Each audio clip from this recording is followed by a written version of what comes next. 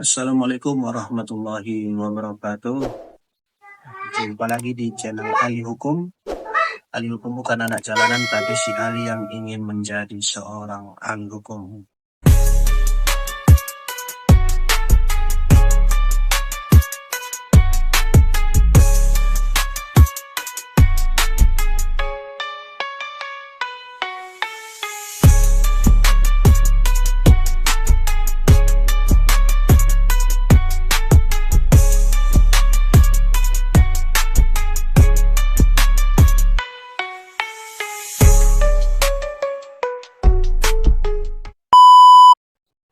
Kembali lagi kita di serial pembelajaran perbandingan hukum tata negara.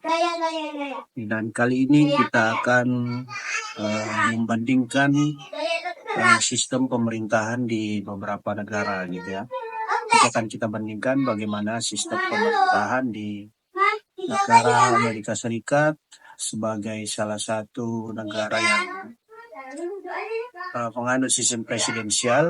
Kemudian akan kita bandingkan dengan sistem pemerintahan di Inggris yang menerapkan sistem pemerintahan parlementer, dan tentunya akan kita bandingkan dengan bagaimana di Indonesia yang juga menerapkan sistem pemerintahan presidensial.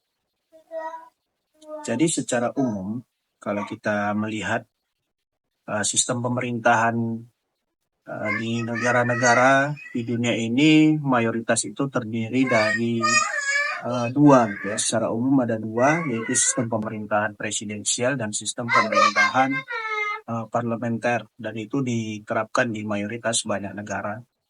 Jadi kalau kita melihat kita bandingkan gitu ya, sistem presidensial dengan sistem parlementer, itu ada beberapa perbedaan gitu ya. Yang pertama itu kita melihat ciri-ciri masing-masing terlebih dahulu, di mana sistem pemerintahan presidensial itu ciri yang pertama yaitu kepala negara itu kedudukannya juga sebagai kepala pemerintahan. Jadi presiden itu kedudukannya selain sebagai kepala negara, dia juga sebagai kepala pemerintahan. Kemudian ciri yang kedua sistem pemerintahan presidensial yaitu pemerintah tidak bertanggung jawab kepada parlemen gitu ya. Jadi presidensial itu tidak bertanggung jawab kepada parlemen.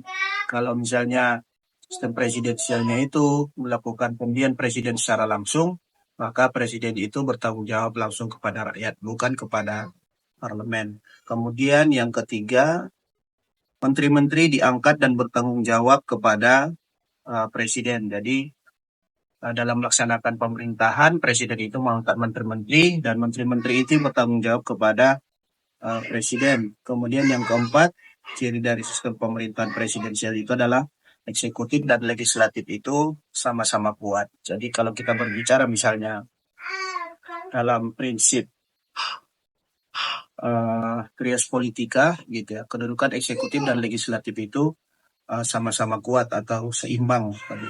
Kemudian kalau kita melihat ciri-ciri dari sistem pemerintahan parlementer, kepala negara tidak berkedudukan sebagai kepala pemerintahan. Jadi untuk di sistem pemerintahan yang menganut sistem parlementer itu, kepala negara itu hanya berkedudukan sebagai kepala negara atau simbol negara. Dan yang menjadi kepala pemerintahan itu sebagai ciri yang kedua dilakukan oleh kabinet yang dipimpin oleh Perdana Menteri. Jadi yang menjadi kepala pemerintahan itu adalah Perdana Menteri. Dan kemudian ciri-ciri yang ketiga, kabinet bertanggung jawab kepada parlemen dan dapat dijatuhkan oleh parlemen melalui mosi. Jadi kabinet itu dia dalam sistem parlementer itu dia juga sebagai anggota parlemen. Jadi kabinet itu otomatis bertanggung jawab kepada parlemen, dan apabila misalnya parlemen tidak sepakat dengan kebijakan-kebijakan yang dikeluarkan oleh kabinet, maka kabinetnya itu bisa dijatuhkan oleh parlemen melalui mosi seperti itu. Kemudian yang keempat itu kedudukan eksekutif lebih rendah dari parlemen. Ini secara otomatis gitu ya, karena kabinet ini merupakan bagian dari parlemen, maka dia kedudukannya sebagai eksekutif dia lebih rendah dari parlemen karena dia bisa dijatuhkan oleh parlemen seperti itu. Kemudian kalau dari ciri-ciri ini kemudian bisa kita lihat perbedaannya seperti ya, bahwasanya dalam sistem presidensial itu kepala negara itu dia sekaligus sebagai kepala pemerintahan, sedangkan dalam sistem parlementer kepala negara dan kepala pemerintahan itu uh, berbeda seperti itu. Kemudian dalam sistem presidensial itu pemerintah itu tidak bertanggung jawab kepada parlemen, sedangkan di sistem parlementer itu pemerintah atau eksekutif itu dia harus bertanggung jawab kepada parlemen seperti itu. Dan pemerintahan di parlemen itu bisa dijatuhkan oleh kabinet di parlemen itu bisa dijatuhkan oleh parlemen melalui mosi, sedangkan kalau di sistem presidensial itu cara untuk menjatuhkan presiden itu sangat susah gitu ya, diatur dengan prosedur prosedur tertentu untuk menjatuhkannya. Seperti itu kalau kita melihat perbandingan dua sistem pemerintahan presidensial dan sistem pemerintahan parlementer. Kemudian kita lihat bagaimana penerapan sistem pemerintahan di Amerika Serikat ya, seperti itu ya. Karena kita ketahui bahwasanya sistem pemerintah Amerika Serikat itu adalah sistem presidensial. Jadi sistem pemerintahan presidensial di Amerika Serikat itu uh, memiliki beberapa ciri seperti itu ya. Yang pertama, sesuai dengan ciri pertama dari sistem pemerintahan presidensial, presiden sebagai kepala negara dan kepala pemerintahan. Di Amerika Serikat juga presiden itu berkedudukan sebagai kepala negara dan kepala pemerintahan. Kemudian ciri sistem pemerintahan presidensial Amerika Serikat yang kedua itu masa jabatan presiden itu 4 tahun dan dapat dipilih untuk 2 kali masa jabatan. Nah, seperti jadi masa jabatannya hanya 2 kali 4 tahun. Kemudian ciri sistem pemerintahan presidensial Amerika Serikat yang ketiga yaitu kedudukan presiden itu sebagai Panglima Angkatan Darat dan Angkatan Laut. Jadi dia sebagai Panglima bagi Angkatan Bersenjata. Kemudian ciri yang keempat, presiden itu mengangkat semua pejabat lainnya atas izin dari Senat. Itu kewenangan dari presidensial atau presiden di Amerika Serikat. Kemudian yang kelima, mengadakan hubungan diplomatik, mengangkat duta besar, duta dan konsul dengan persetujuan Senat. Ini juga menjadi tugas atau kewenangan dari Presiden Amerika Serikat. Kemudian mengatasi segala kekosongan pada saat Senat sedang reses. Kemudian disebutkan juga kedudukan presiden itu dia juga mempunyai tugas menjaga hukum agar dijalankan dengan baik. Nah, ini tugas semua kepala pemerintahan seperti itu ya. Kemudian dia juga mengangkat hakim Mahkamah Agung. Nah, ini kewenangan juga dari presiden untuk mengangkat hakim agung. Kemudian ini yang menarik gitu ya. Bahwasanya dalam penerapan sistem presidensial itu kalau kita melihat bagaimana pembagian kekuasaan atau pemisahan kekuasaan gitu ya berdasarkan teori trias politika di Amerika Serikat itu dia lebih mengedepankan itu pemisahan kekuasaan. Jadi dipisahkan secara tegas tugas dari eksekutif, legislatif dan yudikatif. Jadi dalam kewenangan legislatif misalnya, presiden itu tidak mempunyai kewenangan untuk membentuk undang-undang atau mengajukan rancangan undang-undang. Tapi presiden Amerika Serikat itu dia mempunyai hak untuk menolak atau menyetujui rancangan undang-undang yang telah disetujui oleh House of Representative dan dia mempunyai hak veto seperti itu. Jadi Presiden Amerika Serikat dia tidak mempunyai kewenangan untuk mengajukan rancangan undang-undang, tapi dia mempunyai hak untuk menolak atau menyetujui rancangan undang-undang itu dan mempunyai hak veto. Tapi kemudian hak vetonya ini bisa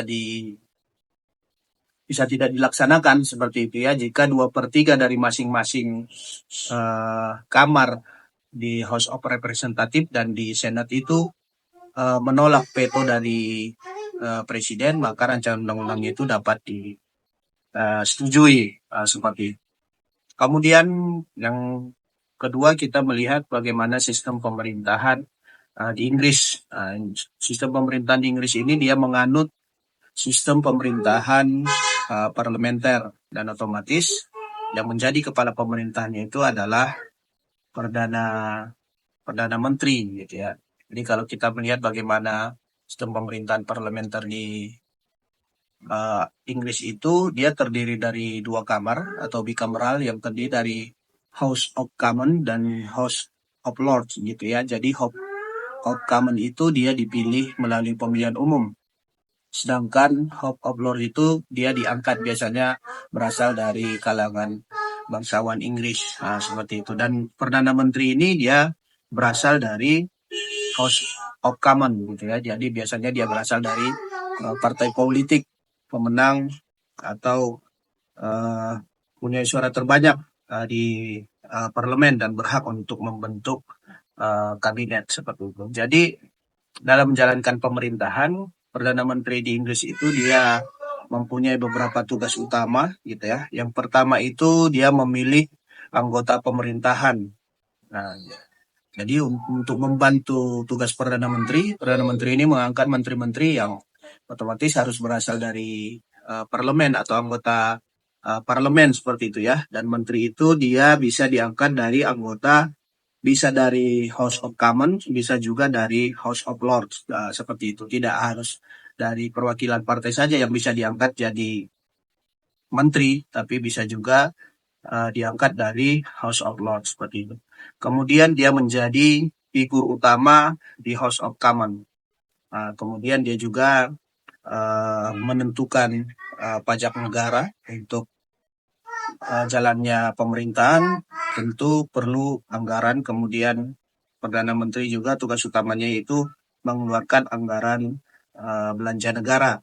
Selain itu, petugas utama Perdana Menteri dia juga mengawasi operasi layanan sipil dan agensi pemerintahan. Jadi itu tugas-tugas utama Perdana Menteri dalam menjalankan pemerintahan sebagai kepala pemerintahan.